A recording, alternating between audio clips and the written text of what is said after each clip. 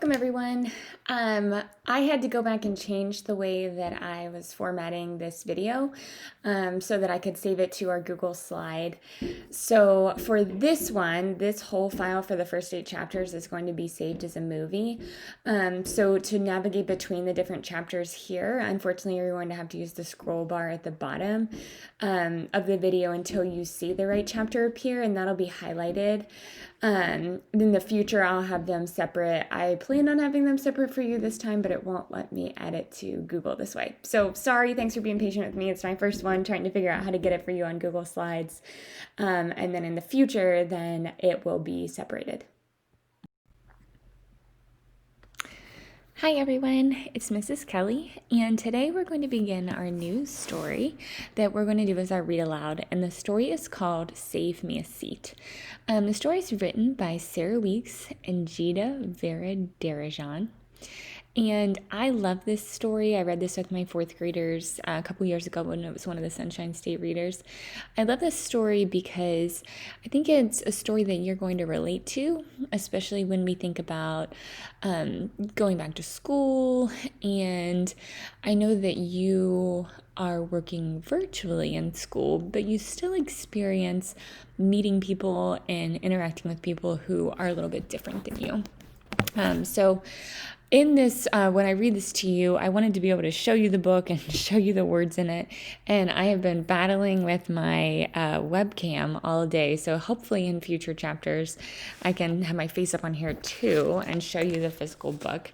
But the way the book is written is it's divided across a whole week of school, the first week of school. And so you have Monday, chicken fingers, and that is made up of its first 8 chapters of the book. And then you have Tuesday and then Wednesday.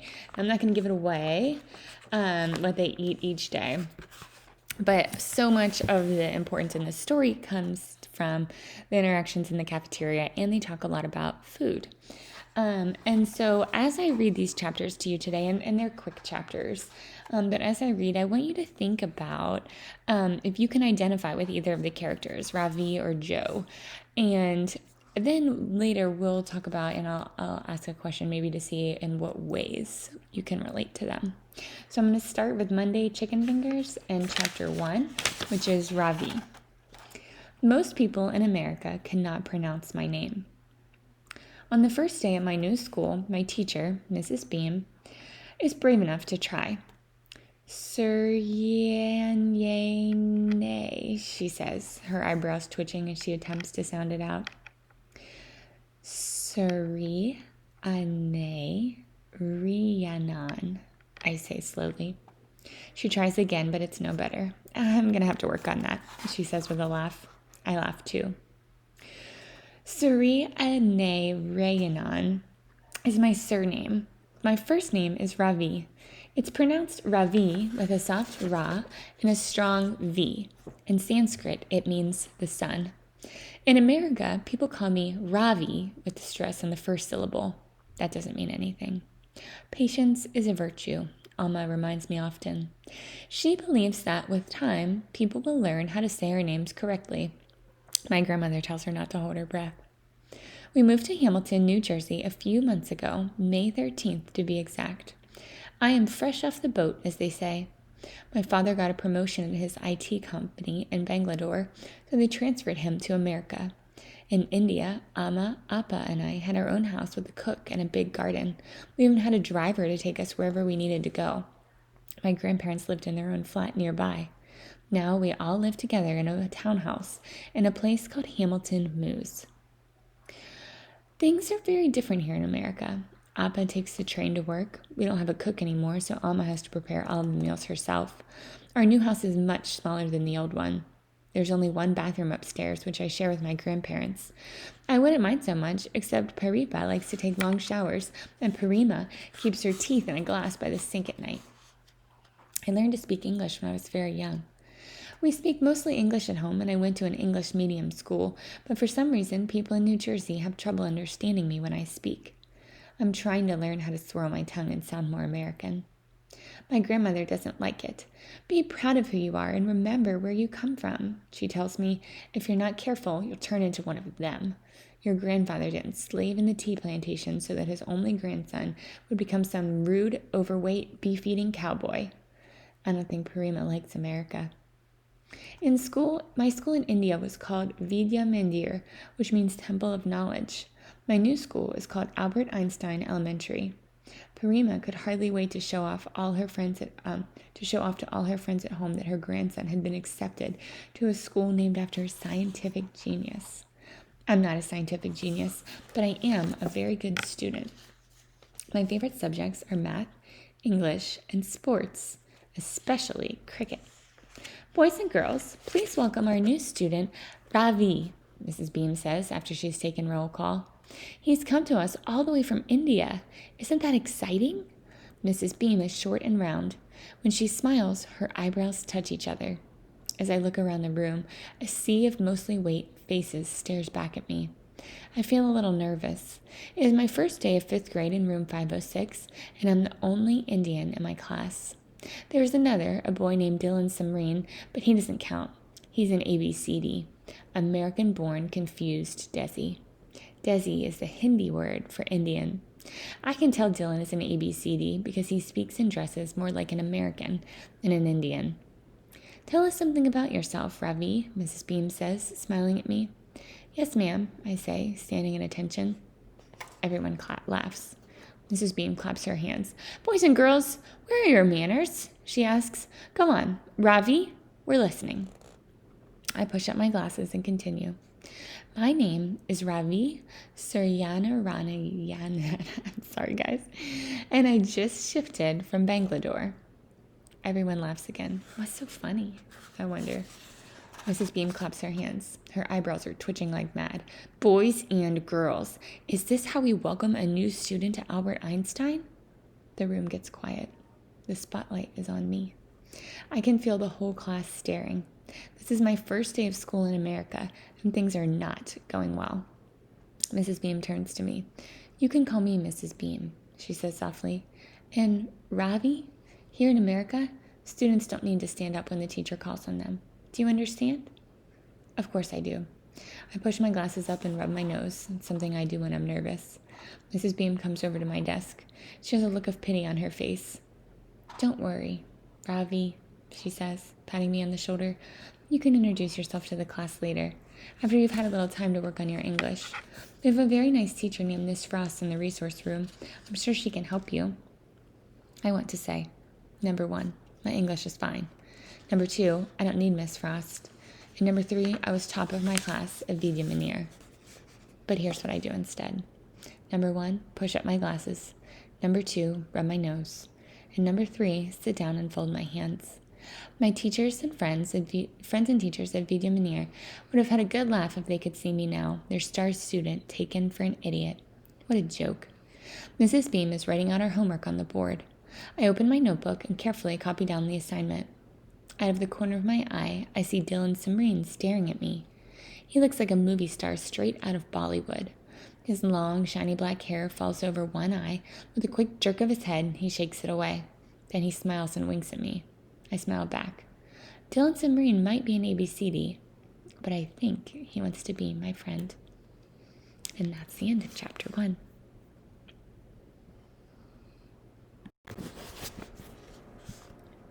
Chapter 2. Joe.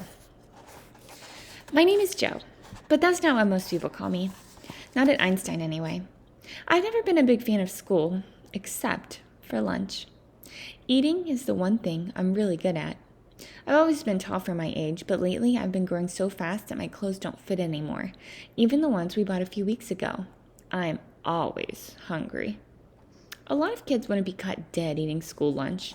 They call it mystery meat and slop, but I don't mind. Every week it shows up in the same order. Chicken fingers, hamburgers, chili, macaroni and cheese, pizza. By the way, it's not a coincidence that Tuesday is burger day and Wednesday is chili day, because at Einstein, hamburgers get recycled. It's not actually as bad as it sounds. The leftover burgers from Tuesday get dumped into a big pot with jeans and some other junk, and then presto changeo, on Wednesday, you've got chili. Everybody knows I don't talk much at school. My best friends, Evan and Ethan, used to call me Blabbermouth as a joke, but I guess I'm not going to be hearing that much now because they both moved away over the summer. To be honest, they were a little weird, but I'm going to miss them anyway. Evan, Ethan, and I ate lunch together every day last year, and they had to go to the resource room for extra help, same as me. Not that we had the same problems, for one thing. They were both super hyper, and I'm not.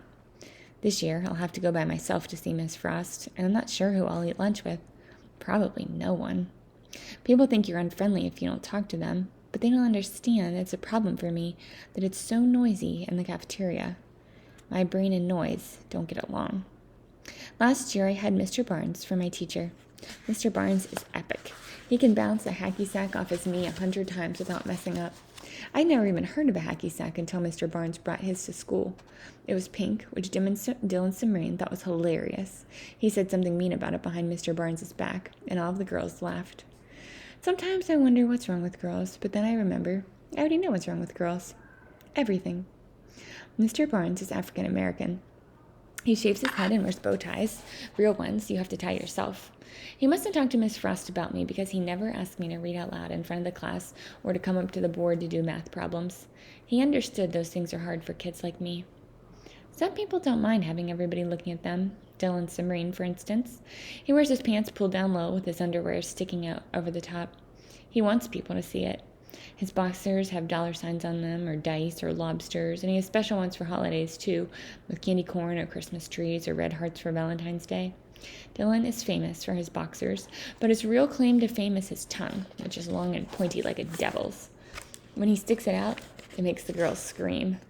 He thinks he's the smartest kid at Einstein, and he might be right. He's definitely the meanest.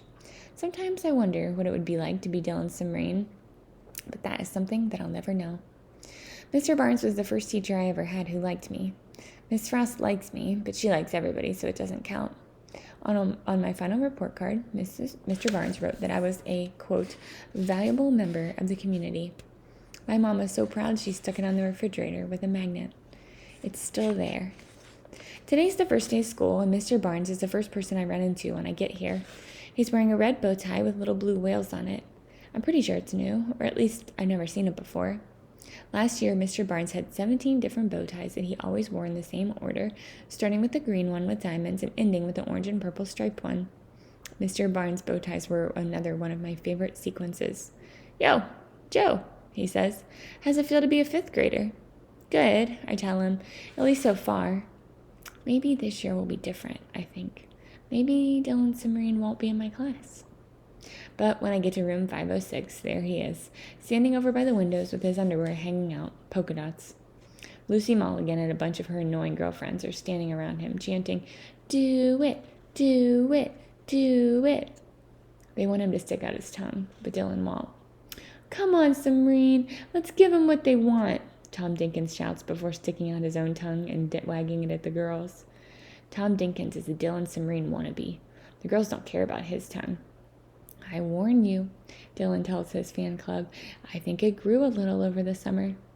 Lucy and her friends start jumping up and down, screaming, "Ew!" One thing I will say about Dylan Simrine, he really knows how to play a crowd. All the screaming starts to get to me, so I do the in 2, 3, out 2, 3 breathing that Miss Frost taught me. If that doesn't work, I'll have to use my earplugs. I always keep a pair in my pocket just in case. They come in different colors, but I like the tan ones best because they don't show as much. They're made out of some kind of squishy foam rubber. And when I wear them, I can still hear people talking, only it's softer, like when you're underwater or have a pillow under your head. I'm allowed to wear my earplugs in school whenever I want, but mostly I use them in the cafeteria, on the playground, and in gym class. "Settle down and take your seats," announces Mrs. Beam, my new teacher. This is her first year teaching at Einstein, and she looks a lot younger than any of the other kids I've had. She's shaped kind of funny, wider on the bottom than the top, and she's shorter than me, which is weird considering that she's my teacher. She seems nervous, and there's something freaky about her eyebrows. At Einstein, kids have to sit in alphabetical order. Every year since kindergarten, my seat has been right behind Dylan's. I know the back of his head by heart. Mrs. Beam had made name cards for us and put them on the desks, but when I go to take a seat behind Dylan, somebody's already sitting in it. He's a shrimpy-looking kid with thick glasses and greased-down black hair parted on the side. I've never seen him before, and I'm not sure where he's from. His skin is darker than mine, but not as dark as Dylan's or Caleb Burrell's. When I look at the card sitting on his desk, I see his name is about a mile long and full of Y's and A's. He seems kind of nervous, too. He keeps rubbing his nose and looking down at his hands, which are folded in his lap like he's in church or something. His shirt is so white it hurts my eyes to look at it, and he's got it tucked in and buttoned up all the way to the top. When Mrs. Beam asks him to tell the class about himself, he stands up like he's in the army and calls her ma'am, which is about the only word he says that you can actually understand. Everybody starts laughing, and for a minute I think, hey, maybe 5th grade isn't going to be so bad after all. Maybe Dylan Simreen will decide to pick on this new kid with the weird name and the funny accent instead of me. Chapter 3. Ravi. Mrs. Beam tells us we're going to play some games called icebreakers. I can already tell that school in America is going to be easy for me. At Vidya Manir, we never played games during class. On my first day of 4th grade, my teacher, Mrs. Arun, gave us a test. The first game Mrs. Beam teaches us is called fruit salad. I'm on the team called bananas, and Dylan is on the apples. Another game is called wink murder. In this game, one person is the murderer, and he or she has to knock people out by winking at them. I find this game a bit confusing because even when Dylan is not the one chosen to be the murderer, he still winks at me. The last game we played is called Ven Friends. For this game, Mrs. Beam assigns us partners. I hope that she'll put me with Dylan Simreen, but instead my partner is a pale, skinny girl called Emily Mooney.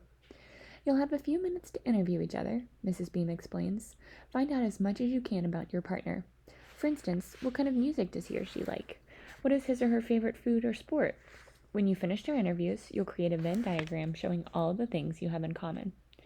What the heck? Says the red-haired boy with freckles. He doesn't know what a Venn diagram is, so Mrs. Beam has to explain it. At Vidya Manir, we learned how to make Venn diagrams in 3rd grade. Each of you must draw a circle and fill it with a list of things that your partner enjoys, Mrs. Beam says. Then, you and your partner will draw 2 overlapping circles. Where the circles intersect, you'll make a list of all the things you've discovered that you have in common. At first, I think this will be an easy game for me, but every time I try to ask Emily Mooney a question, she giggles and says, What? Then, when I try to answer her questions, she does the same thing. Appa says that someday I'll be interested in girls, but that day has definitely not come yet. When Mrs. Beam calls time, the only thing Emily Mooney and I have found to place in the intersection of our diagram is that we were both in room 506, and that was my idea. I'm glad when Mrs. Beam tells us it's time to get ready for lunch. At Vidya Manir, our lunch period began at 1 o'clock. 5th graders at Albert Einstein Elementary School eat lunch at 11:30 in the morning. When I get to the lunchroom, the first thing I do is look for Dylan Simreen. And Inia, my best friend, Pramod, and I always ate lunch together. Afterwards, we'd play cricket in the field behind the school. I spot Dylan standing in the queue waiting to buy his lunch. They're serving something I've never heard of before called chicken fingers. Most of the tables are filling up quickly, but I spot an empty table on the opposite side of the lunchroom and sit down. While I wait for Dylan to join me, I carefully lay out the cloth napkin that my mother packed for me, neatly folded with a spoon tucked into it. I'm not feeling very hungry, but Emma will be upset if I don't eat the lunch she made me. Upama made with pure desi ghee, she said as she stirred the pot this morning. Semolina will give you plenty of energy for your first day of school, Ravi. Too lumpy, Parima criticized, looking over my mother's shoulder as she cooked. Parima criticized. Sorry. I'm just getting ready to open my stainless steel tiffin box when Dylan Simreen walks by carrying his tray. I caught a glimpse of his underwear earlier in class. There are red dots on it. I think about my own underwear, clean white Hanes from Kohl's that my mother insists on ironing. There's no way I would ever let my underwear hang out like that, whatever kind that kind of underwear is even called. I thought Dylan and I would eat lunch together today, but instead he goes and sits down at a table in the corner by the window with some of the other boys. I've been looking forward to having a good laugh with him about Mrs. Beam suggesting I need special help, but it's okay. I'm not worried. I'm sure that Dylan and I are going to be friends. He's been smiling and winking at me all morning. A big white kid with yellow hair and a wrinkled shirt comes and puts his tray down on the other end of my table. He doesn't say hello to me, just sits down on the bench. He's so big the table shakes, and my tiffin box jumps. I recognize him as the guy who sits behind me in class, but I don't remember his name. He doesn't seem very friendly. He picks up his fork and starts shoving food into his mouth, and he doesn't stop eating until his plate is clean. I think maybe he forgot to eat breakfast. And what's that he's got in his ears? I'm feeling a little hungry now, too. I spread the napkin on my lap and bend down, sniffing at the upama. Parima was wrong. It's perfect, not lumpy at all. So I gobble it down quickly. I need to wash my hands and rinse my mouth, but for some reason, there isn't any sink in the lunchroom. I look at my watch. I still have 10 minutes left until the bell rings, so I tuck the spoon back into the napkin, place it in my tiffin box, and buckle the lid. As I'm on my way out of the lunchroom to wash up in the boys' bathroom, a roar of laughter comes from the table in the corner by the window. Dylan Simrine must have made a good joke because everyone is slapping him on the back and treating him like he's a hero. I smile to myself. I know exactly how it feels to be that guy. And I know something else, too. Tomorrow, I will not be eating my lunch alone. I'll be sitting at the table in the corner by the window, right next to Dylan Simrine. Chapter 4. Joe. It's Monday, so the cafeteria is serving chicken fingers with canned peas and apple slices. I had a big breakfast, and it's only 11:30, but I'm so hungry I could eat a horse. For real. I go through the line as fast as I can. Ethan and Evan and I used to eat at the round table near the milk machine. But things are different now. I have to lie low. After I pay for my food, I carry my tray over to the other side of the cafeteria, keeping my head down the whole time. So far, so good. There's a long table against the back wall. Nobody ever sits there because it's near the trash cans. 5th grade has the first lunch period, though, so I figure the smell won't be too bad yet. I sit down, put in my earplugs, and inhale everything on my plate in about 3 seconds. I'm still hungry, but I don't want to take any chances by going back for more. As I'm sucking down the last of my chocolate milk, I notice someone is sitting all the way down at the other end of the table. It's that shrimpy new kid from my class, the one with the big glasses and the long name who sits in front of me. He's got this weird-looking lunchbox open in front of him, and he's eating something that looks like scrambled eggs. Robert Princenthal walks by and accidentally bumps my shoulder. At least, I think it's an accident. Robert's another Dylan Simrine wannabe. The difference between him and Tom Dinkins is that Robert isn't mean when he's on his own. "Sorry about that, putty tat," he says and keeps going. My name is Joe Sylvester, but thanks to Dylan Simrine, I'm known at school as Putty Tat. It's on account of that thing that Tweety Bird always says to Sylvester and the cat in the old Looney Tunes cartoons. You know, I taught a putty tat. I wish people would call me Joe, but when Dylan Simrine decides he's going to call you something, whether you like it or not, that's what everyone else is going to call you too. So at school, I am Putty Tat, Putty, or just Pud for short. Giving a person a nickname is a way of saying you like them, my mother said when she found out about it. Trust me, I told her, Dylan Simrine doesn't like me. "What's not to like?" she asked, kissing the top of my head. She always does stuff like that, which is why we had to have the big talk this morning. "Pretend you don't even know me," I told her, "and promise you won't do any of your corny mom stuff." "I promise," she said. Then she made an X over her heart with her finger. We'll see, I thought. The new kid is busy eating his lunch, and I'm done with mine, so I sit there for a while watching Dylan Simrine. I do that a lot, not because I want to, but because I have to. One time in 2nd grade, when I put my jacket down on a bench on the playground, Dylan filled the pockets with dirt. Another time, he slipped one of those little packets of ketchup in my homework folder and pounded on it with his fist to make it pop. He's always grabbing the back of my shirt or trying to punch or trip me when nobody's looking. His favorite thing of all is to sneak up behind me and make a loud noise because he knows how much that freaks me out. It wasn't until last year that I realized Dylan was a klepto. His parents are loaded, so he doesn't need the stuff he steals. He just does it for fun. He'll take anything he can get his hands on, a pencil sharpener, a glove, a retainer case, it doesn't matter. Whatever it is, he shoves it down the front of his pants for safekeeping. Since I never take my eyes off him, I've seen him do it 1,000,000 times. But I don't ever tell on him because what good would it do? He'd just fast talk his way out of it and find a way to pay me back double. After my mom found the dirt in my pockets, she suspected something might be going on. "Is that Simrine boy bothering you?" she asked. "No, Mom," I lied. "We can talk to Miss Frost about it," she suggested. "No," I shouted. "Everything's fine." "I worry about you, Joey. You never have anyone over to the house." "I have lots of friends at school," I told her. "Like who?" "Ethan and Evan." "The Burdick twins?" she said. "Those boys are so wild." She didn't even know the half of it. Ethan once stole his father's car keys and drove around the neighborhood in his pajamas. And even though Evan never got caught, I knew for a fact that he was the bathroom bandit of Einstein. notorious for drawing dirty pictures on the bathroom walls and throwing wet toilet paper balls to the ceiling. Dylan and his buddies are busy yucking it up, so I figure it's a good time for me to go empty my tray. I guess the new kid must have left when I wasn't looking, because he and his funny-looking lunchbox are gone now. I pick up my tray and make it as far as the trash can before my luck runs out. "Hey, Pud." Dylan comes over to me and puts his hand around my shoulders. "How's it going?" My heart starts pounding and I feel myself go wet under the arms. Dylan Submarine is like one of those crocodiles you see on the Discovery Channel, lurking underwater with just his eyes showing, waiting to grab anything dumb enough to come within his reach. "I'm good," I say, trying to duck out from under his arm. He tightens his grip on my left shoulder, and with his other hand pulls the earplug out of my right ear, drops it on the floor, and crushes it with his shoe like a bug. In 1, 2, 3. Out 2, 3. "Listen, Pud, before you go, can I ask you something?" he says. "I guess so." I look down at my shoes. It feels weird only having one earplug in. Lopsided. Is it my imagination, or does that new lunch monitor look familiar? Dylan puts his mouth so close to my ear that it makes me squirm. I don't say anything. He just keep my eyes glued to my shoes and breathe. In 2, 3, out 2, 3. I notice one of my shoelaces has become untied. "Take a look, Puddy," says Dylan, jerking his head back to shake the hair out of his eyes. "Tell me if you recognize her too." I don't move.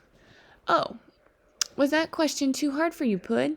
You need me to talk a little slower?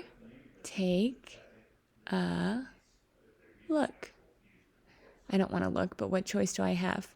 I lift my head. My mom is standing over near the milk machine. She's wearing a red and white striped apron, and she has a whistle around her neck. When she sees me looking at her, she smiles and blows me a kiss. I honestly think I might be having a heart attack. This is exactly what I was afraid would happen. It's the whole reason we'd had the big talk. My face feels like it's on fire. "Come on, Pud," says Dylan. "You don't want to hurt her feelings, do you? Blow her a kiss back." "What's going on, Dill?" said Tom Jenkins. He and Robert and this weird kid Jax have come over to empty their trays. "Pud's about to blow a kiss to his mommy, the lunch monitor, and then she's going to change his poopy diaper." Tom laughs. "What the heck?" says Jax. "No kidding, Puddy. Is that really your mom?" asked Robert. The bell rings, making me jump. Suddenly, everybody starts rushing around, cleaning up and getting ready to go back to class. Dylan grins and winks at me, then lets go of my shoulder and walks away. He's done with me for now, but I'm not stupid enough to think this is over. My knees are shaking, but I manage to dump my tray and get out of there as fast as I can. The rest of the afternoon's a total waste of time. Mrs. Beam calls on me twice, even though my hand isn't up. It's only the first day of school, and 5th grade already sucks. Chapter 5. Ravi. The questions begin as soon as I step out of bus number 7A. "How was your first day at Albert Einstein Elementary School, Ravi?" my mother asks. "Did you make any new friends? Did you have homework? Was the bathroom clean?"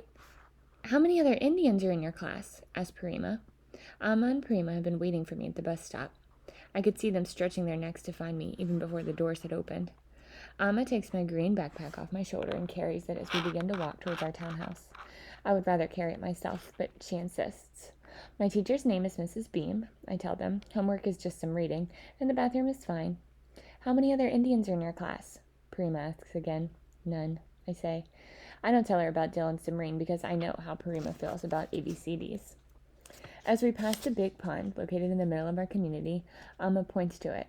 "Promise me you won't go near that water, Ravi.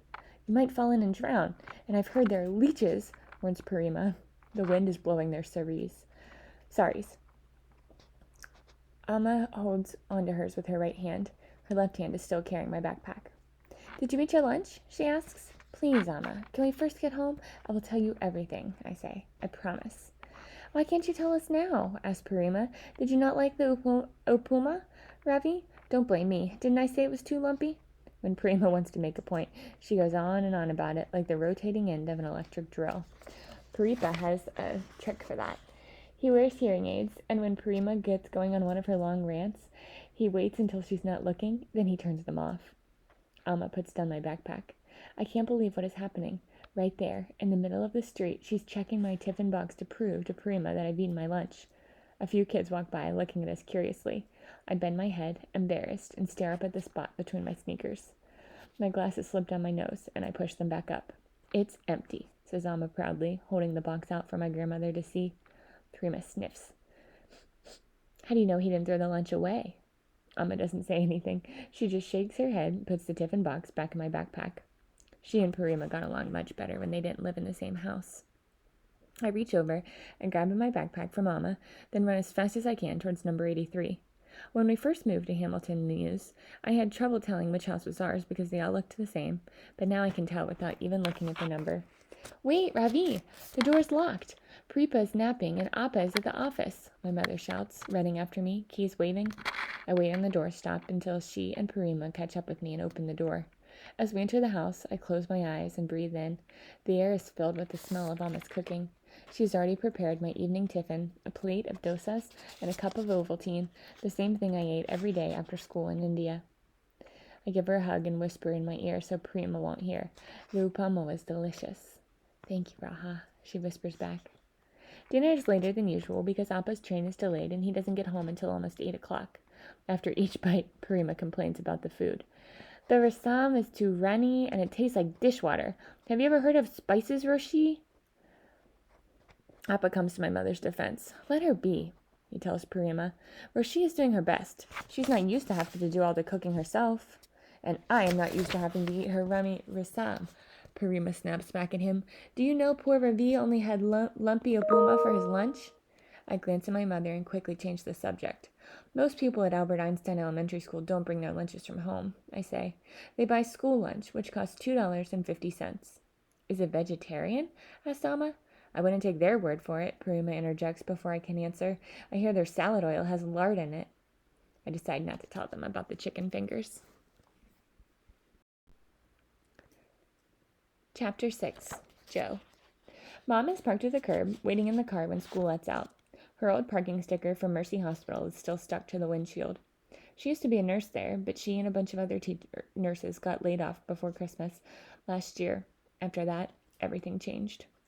None of the other hospitals around here were hiring nurses, so Mom had to go on unemployment, and Dad took a job driving a truck route because it paid more than he was making at his old job at Walmart. At the end of August, when Mom found out that Einstein was looking for a new lunch monitor, she applied for the job without even asking me first. Hop in, she tells me now, leaning out the window.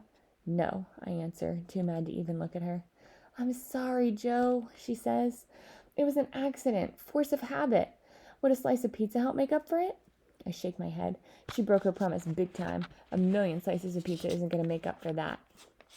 Hop in, she says again. No, I tell her, I'm walking home. Walking helps me think. Not that I really want to think about all the crummy stuff that happened today. Is it possible to have a worse first day of school?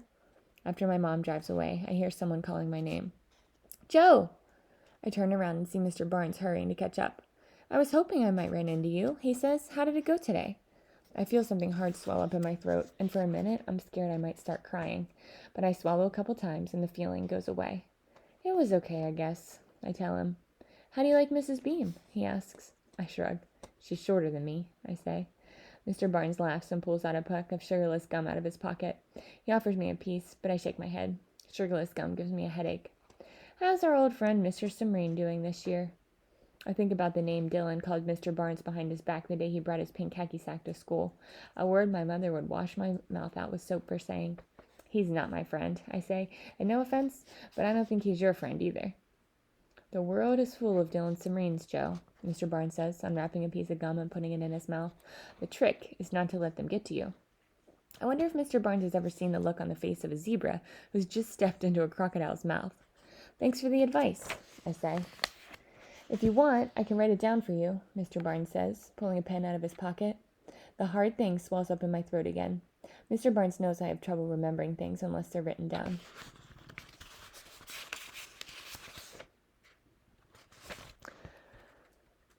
That's okay, I tell him. And by the way, I like your new tie. I wonder if anyone in Mr. Barnes' class this year will memorize his ties the way I did.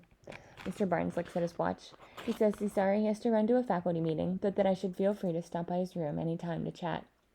Hang in there, Joe, he tells me as he walks away. My stomach grumbles. I haven't eaten anything since lunch. I think about my mother's offer to take me out for pizza, and I get mad at her all over again. How could she do that? Blow me a kiss right in front of everyone. What part of no corny mom stuff did she not understand? Normally it takes me a half hour to walk home, but I'm not in any hurry today. Mia, my dog, is waiting for me at the door when I finally get there. She's so happy to see me, she falls all over herself, wagging her tail and trying to lick my face. Cut it out, Mimi, I laugh, pushing her away. Your breath smells like liver. Mom has been waiting for me, too. One of her cooking magazines is lying open on the couch next to her.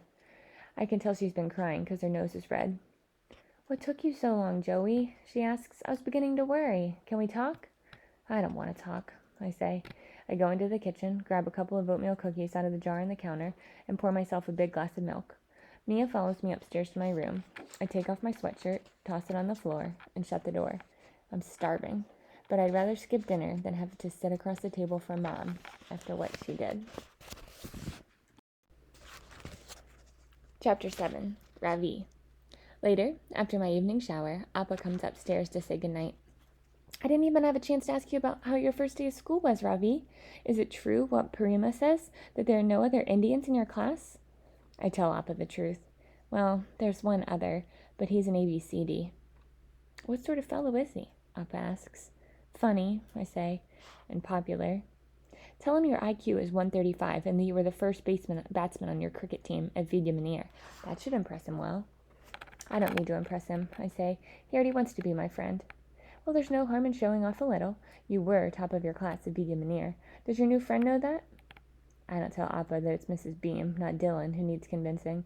If my parents find out that she suggests that I need special help with my English, they will insist on coming to school to complain. When Amma comes in next to say goodnight, she tells me, I'm making vegetable biryani in the morning for you to take for your lunch with cinnamon sticks and coconut milk, just the way you like it. Thank you, Amma, I tell her, slipping the postcard I received from Pramod a few weeks ago between the pages of Bud Not Buddy to save my place. Mrs. Beam only assigned us the first chapter, but I'm liking the story very much, so I've read up to chapter 8. Don't forget to say your prayers, Raha, Amma reminds me. Then she kisses my forehead and turns out the light. My first day of school in America is over, and though it wasn't perfect, I did make a new friend.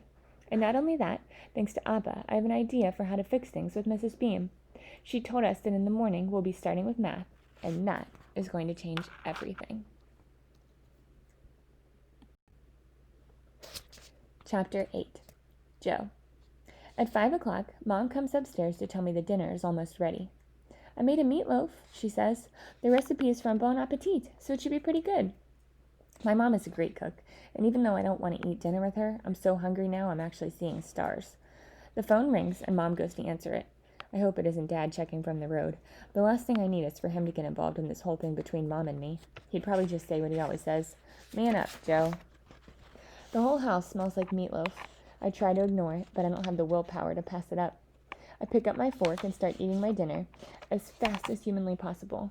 If I make sure my mouth is always full, Mom can't expect me to say anything to her. As soon as my plate is clean, I head to my room to read Bud Not Buddy. Mrs. Beam told us to read the first chapter, but it was only 8 pages long, so I decided to keep going. I'm a pretty decent reader when I'm not distracted, plus the story's good. It's about this orphan kid named Bud Caldwell, and there's something about the way he talks that cracks me up.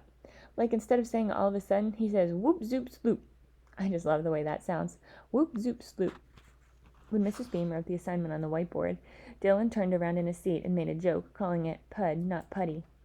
Mrs. Beam didn't hear it, but Lucy Mulligan did, and she laughed so hard she almost fell out of her chair. Mrs. Beam gave us another assignment, too. Some corny personal collection project, whatever that is. She didn't write it on the whiteboard with the other homework. Instead, she just told us about it, which means that now I can't remember anything she said. I tried to take notes, but she was talking really fast, and then they started mowing the grass under the windows, so the only thing I know is that the project is due on Friday.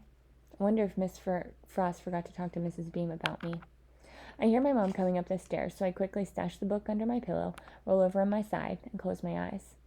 She knocks a couple of times, then she opens the door a crack. "Joe?" she whispers. "Honey, are you awake?" Mia's curled up on the bed beside me, and when she sees my mom, she starts wagging her tail, thumping it against my leg like crazy.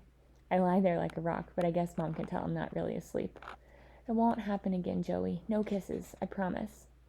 When she told me she'd applied for the job, I told her I thought it was a terrible idea.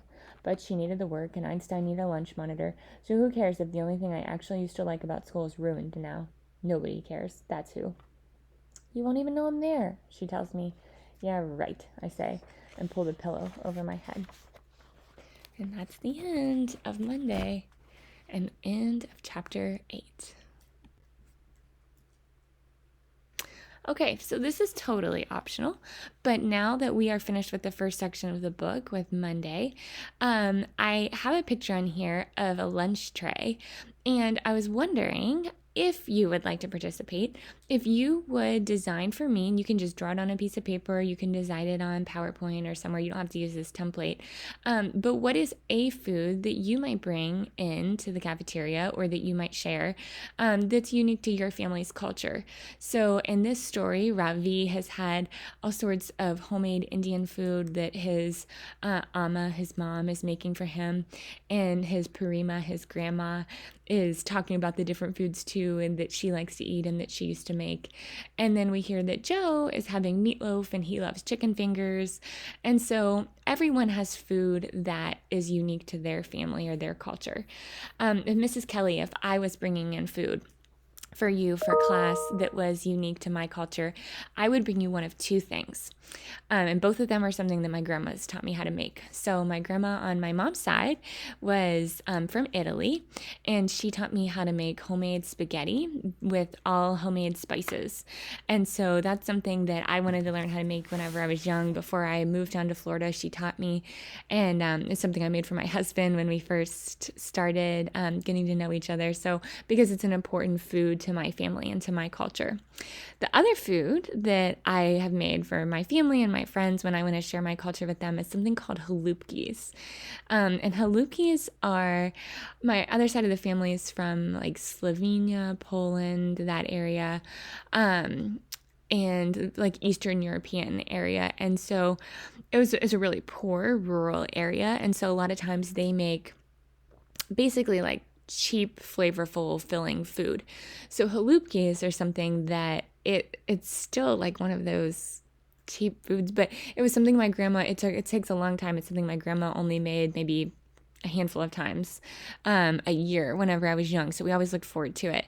And to make halupkis, you make kind of like ground meat, almost like a meatloaf like Joe eats in this story, but you mix ground meat and rice and a lot of different like tomato sauces and things like that, and you wrap them in cabbage. Sometimes people call them pigs in a blanket, but sometimes if for your family, pigs in a blanket might be like a hot dog type thing or sausage wrapped in bread. It's not that. It's a different type. So anyway, I'll have to find some pictures that I can share with you to show you things like that are unique to my family. But this is totally optional, just like listening to the book. But if you'd like, I'd love to have a time where we get together and chat about the first few chapters of the book. And I'll set that up with you shortly. But once we set that up, then I'd love it if you wanted to bring in a picture or draw a picture to tell us about a type of food unique to your culture. I can't wait to hear about them.